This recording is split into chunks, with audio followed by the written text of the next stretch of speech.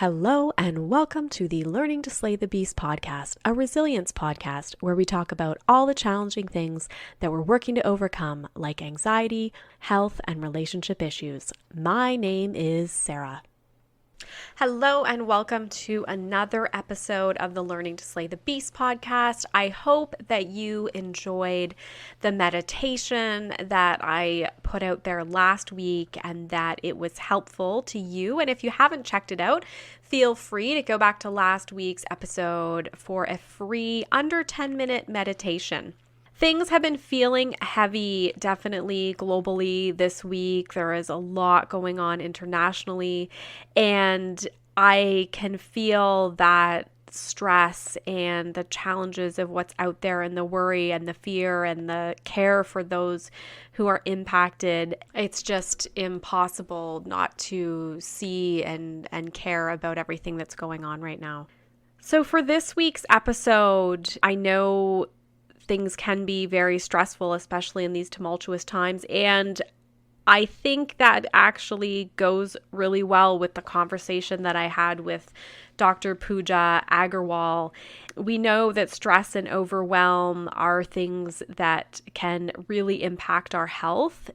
We can feel stress in so many ways from so many different things, be it worldwide events, be it things that are happening right in our lives directly, like health issues and different things like that that can be within our immediate family as well. And we know that it impacts our health and can be very challenging to deal with. So this week, I'm excited to welcome Dr. Puja Aggarwal.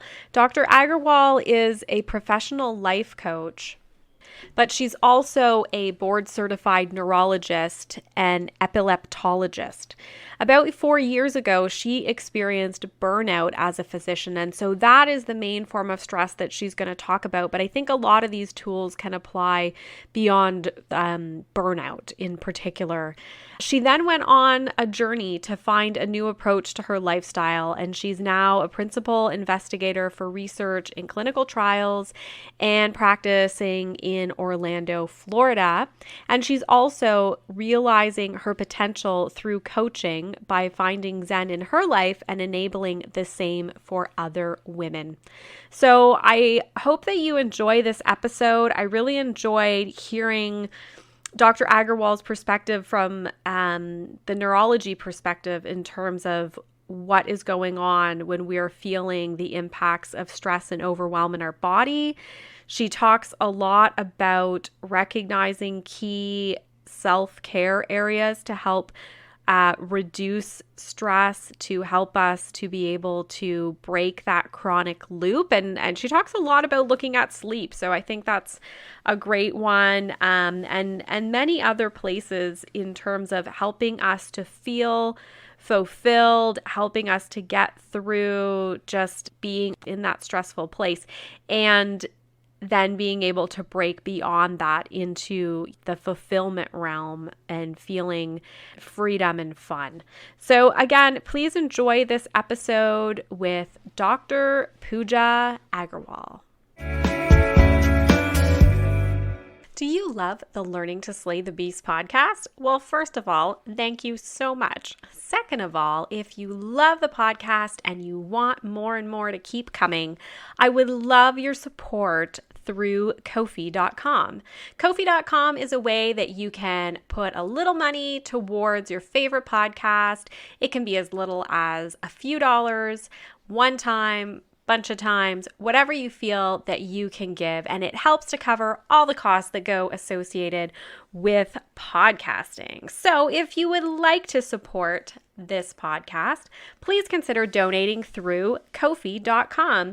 You can find the link in my Instagram feed under Linktree. It's at Sarah Lady Gluten, or you can visit Ko-fi, ko-fi.com/learning to slay the beasts. I appreciate your support, whether you can give or not. Thanks so much for listening. So welcome, Dr. Aggarwal, to the podcast. I'm happy to connect with you today. Yes. Hi. I'm so excited to be on your podcast. Thanks for having me. Awesome. So, why don't we start with you providing a quick overview about your background and then how you got interested in creating Zenful Brain Coaching? Yeah, so I am a neurologist or physician by training, so I'm a brain doctor. And, I know everything about the inner workings of the brain and brain pathology or, different medical conditions associated with the brain and the spinal cord. But the one thing I realized when I was a physician is that I didn't really know the inner workings of the mind as well. And I mean, some, but I was experiencing burnout as a physician. I was exhausted, I was overworked, overwhelmed, was working long hours. I wasn't taking care of myself. And this was about 4 years ago. And I was irritable. I was giving everything at work, but wasn't giving as much at home to my kids and to my spouse. And it was really, honestly, I wasn't sleeping much. It was one of the most horrible times of my life. And I didn't really realize that I was experiencing something called burnout. Mm-hmm. So burnout is defined by the World Health Organization as chronic workplace stress that's not managed well. And it's something that I coach on, but when I was experiencing it, I didn't really know much about it. And I think it's a really, it's a term that's used right now a lot in social media, and it's something that a lot of people are experiencing. And when I was experiencing it, I felt like I was alone and that there was nobody really there that I could reach out to. And it was a hard time in my life. Mm-hmm. And, I felt like I said, I was alone and that, there was nobody out there to help me until I actually found like you could get coaching on it. And even at that time in 2017, burnout was not really something that was really talked about in the medical field. It wasn't a medical diagnosis until 2019, and that was recognized by the WHO or the World Health Organization. And so I hired a coach, and I really found that, what I was thinking was really affecting how I was feeling and what actions I was taking in my life. So we in our brains have 60 to 80,000 thoughts a day, but how aware are we of what we're thinking? A lot of us just act upon those, what we're thinking and how we're feeling. We can't actually put a name to the feeling. So coaching really helped me to realize what I was thinking and how important my mindset is. And it really helped me to realize I need to put myself first. I need to be able to take care of myself in order to take care of patients and give myself to other people to take care of them. And through coaching, I was able to become healthier, exercise more, eat healthy, put boundaries in place, learn to sleep better. And all of this really changed my life, so much so that I decided to become a certified life coach by the Life Coach School.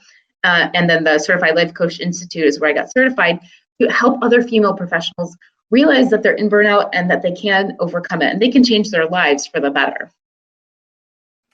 That's great. And yeah, I mean, I can totally see what you mean about feeling alone. Like I have went through periods of burnout and you sort of also feel stuck. Like it's like you feel like you can't really change anything. Do you know what I mean? Where you're like, oh wow, there's just this and it just keeps mounting, but you're not sure about the changes. So I can see how coaching, having somebody else kind of look at your lifestyle and what you're doing and point areas that you could make a change. That seems like it would be so helpful.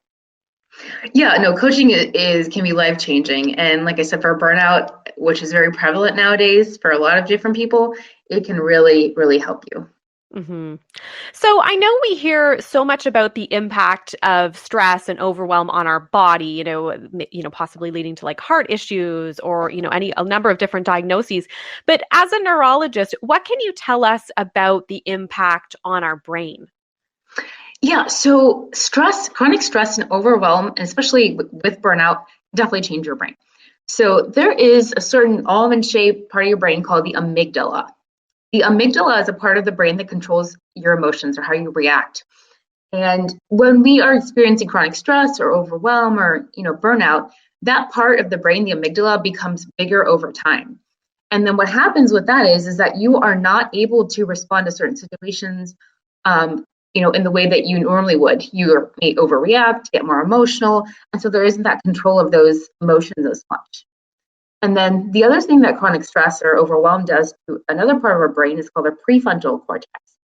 And that part of the brain controls our executive judgment or executive functioning, meaning like, if you're faced with a decision, which decision to pick or what choice to make. So when we have that part of the brain, the prefrontal cortex actually thins, and then we're not able to make judgments as well as we would have in the past. And so burnout or chronic stress really does change your brain. And again, not for the better. It makes it worse.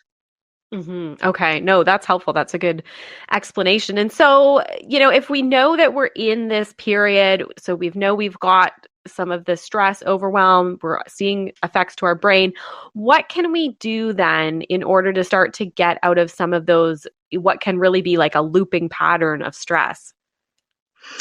So you're asking what we can do to get out of that loop of chronic stress? Okay, so what you can do is actually, first of all, recognizing that you are in this chronic loop of stress. Oftentimes we just feel like this is normal, like always being stressed or being overwhelmed, not sleeping. But first of all, recognizing that there is a problem. And you can recognize that by, first of all, realizing how much sleep are you getting. Some of us think it's normal to get, 3 or 4 hours of sleep and to function on that. That's not normal. And then two, realizing how much are you taking care of yourself, or how much are you not taking care of yourself? Are you exercising? Are you eating healthy? And how much are you actually taking care of yourself? And giving yourself that time to be alone, even if it's 15 minutes a day, looking at your life and reflecting on it. And then realizing, how are you showing up in your life? Are you always stressed? Are you always worried, anxious? How are other people, how are you projecting yourself to other people? And, how are your relationships? Are you, irritable at home? Are you not? What are you feeling? Really recognizing those different things and realizing that you have stress or overwhelm or burnout, whatever you want to call it.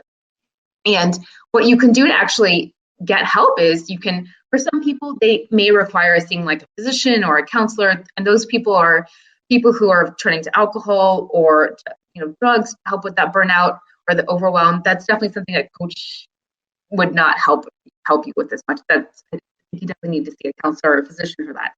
And some people though don't have burnout, aren't turning to those different things, and they are realizing that they have burnout or overwhelm or stress, and then they can get a coach. A coach can really help you realize what are your priorities in life.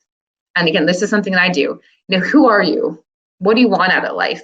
What are your priorities? A lot of us give so much to our work, and then we feel empty. We don't have as much to give. But realizing that work is always going to be there, and if you don't put yourself first, you're really just hurting yourself. And so reaching out for that help, realizing that you are not alone, and that burnout is something that a lot of people experience. So it's first of all recognizing it and then reaching out for help. Right. Okay. No, that makes a ton of sense. And that a situation sometimes where you're having those conversations about priorities and people just aren't even sure, like they're just so overwhelmed, they're not even sure where their priorities are? Oh, definitely. So when we're in a state of overwhelm and chronic stress, we can't focus, our brains don't focus, we have difficulty making decisions, something called analysis paralysis. So if that overwhelm just takes over, you keep on ruminating about things and you don't actually take action. And so that's definitely something that comes up where people don't know what their priorities are. It's not so you actually sit down and say, well, what are your priorities? And it's not something people will always know right away, but it may take some time to think about. That's definitely very common, that people don't know what their priorities are. They're just so used to functioning and doing everything that they're used to that they don't know what they want. Okay. No, that makes a lot of sense. And then that's, again, I could see that value out of the coach to kind of gently be prodding along and helping to figure those out. So yeah, I had a client recently who said, she didn't know who she was outside of her relationships with her kids, her occupation. She always defined herself by what she did or by her relationships. She didn't know who she was. It wasn't until we actually coached and she realized she was a leader with a passion for change. She was not defining herself by her relationships or by her work. And that was such a life-changing moment for her. Yeah. And I can see a lot of people, especially like you hit that time, probably like into your 40s, you're so busy with kids, you're so busy with work, you're so busy with all that stuff. But then also like you've changed a lot from, say, when you were 20 and you first were starting to figure out who you are. Do you know what I mean? So that it's sort of like compounded into that finding yourself again, but then also then trying to find your way out of this burnout situation. Oh, definitely. Who you are in your 20s and 30s is different than who you are in your 40s. And that definitely can change what your priorities are over time. But I think really honing in on what those priorities are is very important. Okay, great. I'm excited to announce the launch of my author website, www.se-german.com. On this website, you can find out all the information about my publications, focused areas on my novel Pendulum by S.E. German, where there are questions for parents as you work through the novel with your children, as well as teacher resources that can be used in the classroom. There's also information about the Learning to Slay the Beast podcast and recent press. Please visit www.se-german.com. And so once you do that, I guess you can then start focusing on that fulfillment part, or maybe having fun if that's something that's missing from your life. And so I guess I wondered, like, from a brain perspective, why is that important in order to really be focusing and allowing ourselves to have that fun and feelings of fulfillment? So that is a part of life, having a fulfillment, freedom, and fun. And when you are able to enjoy, your brain works better, it functions better. You are activating that amygdala in a positive way instead of a negative way with burnout. So that helps you respond better in other situations when you're experiencing that fulfillment, that fun, and that freedom. So you're more relaxed, and relaxing and all of that helps your brain overall. It helps new neural pathways build when you're basically when you're having that fun, that fulfillment, and freedom over time. Because when you're in burnout, you have certain neural pathways that are active. And then when you change that over time, you form new neural pathways in your brain. And then that leads to more fun, fulfillment, and feelings of freedom and being relaxed over time. Okay, that makes a lot of sense. I guess then how can we sort of move into achieving this? Is that something that you're working on in your coaching, as once it's been identified that you've got burnout, you're then prioritizing? Is it then moving into that fulfillment piece? Oh, definitely. I mean, so first of all, is who are you? What do you want out of life? What's important to you? And then building that self-confidence, being able to help female professionals set boundaries, and building that self-love and that self-compassion over time, and then actually implementing those changes. Practicing that self-care and, exercising, eating healthy, getting enough sleep. Basically then, so our brains respond to automation or habit. If our habit is always to not take care of ourselves, not eat healthy, we just continue that. But when we actually are intentional about our changes and we practice that self-care over time, our brains then take on that as a habit. It just becomes automatic then. Yeah. And then we can start to feel better, right? Definitely. So then in your coaching practice, I guess, what are some of the tools that you're seeing are super effective in terms of helping women to make these changes? So one thing that I see that's super effective is being intentional or setting time for yourself, for reflection on yourself, whether it be 15 minutes a day, half an hour, whatever you have time for. You need to make a lot of people say they don't have time, but being intentional about it, setting that time on your calendar, on your clock, putting an alarm, and just taking that time for yourself is so important. Oftentimes female professionals or females, they give so much to everybody else, but then they put themselves last. That doesn't serve you or anybody else. So being intentional about getting time for yourself, being intentional about getting a good amount of sleep. And, it can vary for people, but, sleeping at least 6 hours. And then you're going to feel better over time. You're going to be able to show up or get up in the morning and feel better, not feel that exhaustion. And then the next thing is mindset, really helping people with their self-awareness and realizing what they're thinking and what they're feeling. Because most people aren't in tune with what they're thinking and what they're feeling. So those are some of the most common tools. And then the other is more of like this identity work, working on, who are you and what do you want out of life, and implementing those changes. Okay, that's great. So I wondered, when you're having that intentional reflection time, are you thinking, or maybe it doesn't matter, like, is it in a meditation? Are you journaling through that time? Are you just kind of sitting and, seeing what you need for 15 minutes or so? What does that look like for different people? So again, it could be very different for different people, like you said. So one is journaling. That's something that I help my clients do if they want to take it on, or at least try it. It may not be for them.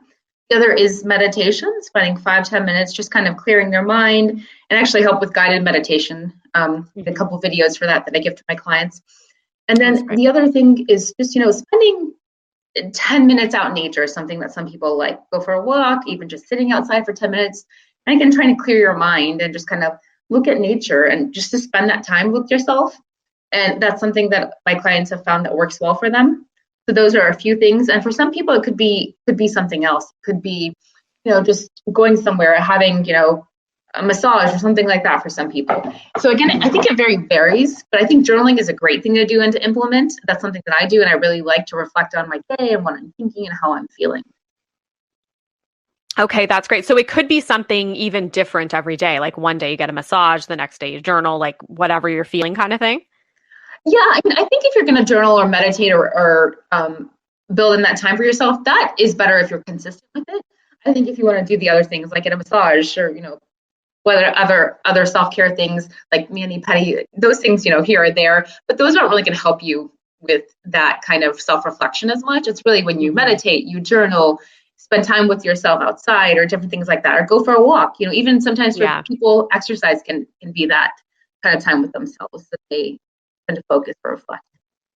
Yeah. Oh, I can totally see that. Like I find if I walk or if I'm running, it's like, you're kind of in that zone, but then it's totally different if I take one of my kids with me, you're in like a caretaker zone and you're like, oh, this is not time for myself. It's like a different vibe. So I can see that, that could work for some people as well too. Yes, definitely. I mean, it can vary for people. Just need to find what it is. Yeah. And then I wondered on the sleep. So I know a lot of people that are really in high stress, burnout, don't sleep well. I mean, you mentioned that like some people are like 3 hours. So you mentioned focusing on that as a key pillar. Do you then dig in with people on maybe some of the root causes to why they're not sleeping in order to help them get there? Yeah. Yeah, definitely. So a lot of times people are just ruminating about things. They're racing thoughts, or they're very anxious, or they just have a lot on their mind. Really clearing your mind, setting a good sleep schedule. Setting a certain time you go to bed every day, waking up a certain time, being consistent in that is very good to developing good sleep habits and patterns. And I delve into, what is it that's causing you not to sleep? Being on social media, watching TV, reading a book. What are your patterns in bed? Are you on your phone in bed? That's not good because your brain associates being in bed with being on your phone. So then you're like kind of activated. Your brain is activated instead of trying to fall asleep in your bed. So what does your bedroom look like? Are you on a TV? Do you have a TV and watching TV, and is that interfering?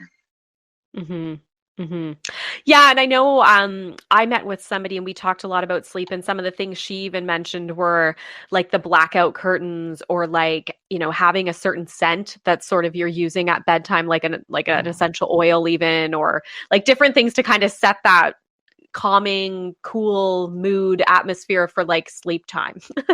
Oh yeah, that's definitely very, very important. Having blackout curtains, not having light and things like that. Yeah, to get in that good. Yeah, because it was something I was experiencing for a while, and I was like, I removed caffeine from my diet. I had made all these changes, and I was like, I'm still not sleeping amazing, And so, yeah, but it can take time. It can take time to really figure it out.